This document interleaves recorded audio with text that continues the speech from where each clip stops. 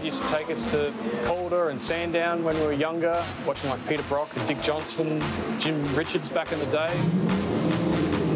Anton Bergman has always had a need for speed. Yeah, started doing track days and sprints and stuff, and then wanted to be more action, so I started doing door-to-door racing, and passion that's grown and grown, and yeah, loving every time I'm out on track. But incredibly, it was his passion for car racing that revealed a dire health condition. So I found out whilst doing my Motorsport Australia medical, and it was high blood pressure. It was the first sign, and I was told to see my GP, and yeah, one test led to another, and then referred to a specialist, and yeah, found out I had 30% function left over both kidneys. Anton was just 25 years old. His kidney function so compromised that both kidneys were operating at just 30%. It was very surprising, really. It came out of the blue. He had high blood pressure, and then the doctor sent him off to get all kinds of tests, which he had to have for his motorsport driving licence.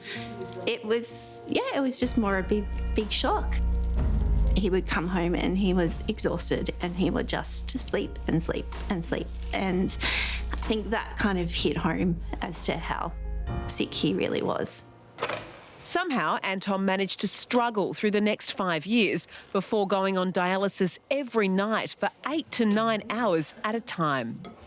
I said to the specialist, well, let's go on the transplant waiting list, because he was telling me it was about a 5-year wait. But he told me I was too healthy to be on the waiting list. You had to be on dialysis first unless you have your own donor. I just felt that, like other people said, look, I'll do it. My oldest son put up his hand also, but I thought I was the better candidate, put it that way, giving my age, etc. That was my best entrance there, because I came out and I went out. Yeah. There was no hesitation from Anton's 65-year-old dad, Paul. If he was a match, then he would be Anton's donor. It was a stressful time. It was, just seeing your son not being, or your child not being, at his best. It's far from, pleasant, but yeah, it was a difficult time. After his compatibility was confirmed, Paul underwent 6 months of tests before the procedure finally went ahead.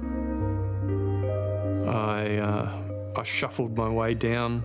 He was in a different ward to me, and I shuffled my way down and saw him. It was, we shared a little moment, and it was very special. And I think it's, in a lot of ways, it's sort of put us close together. I mean, there's definitely a bond, more so than a father-son sort of relationship. But it's we get together every year on the anniversary. So yeah, it's nice. Oh, crossed up. Paul was back mowing the lawn just 2 weeks after surgery. And like father, like son, Anton's recovery was spurred on by, you guessed it, an endurance car race just 2 months after the transplant. I feel fantastic now, 8 years on from the transplant. The specialist team at Monash are happy with how everything's going. They were a bit worried about rejection at the start, but they decided that they were happy enough with where the numbers were heading, and then they just sort of flatlined from there, and it stayed there ever since.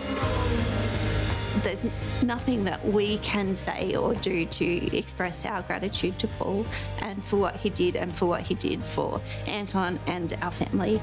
Will is just the gift that honestly keeps on giving, and we are so very blessed.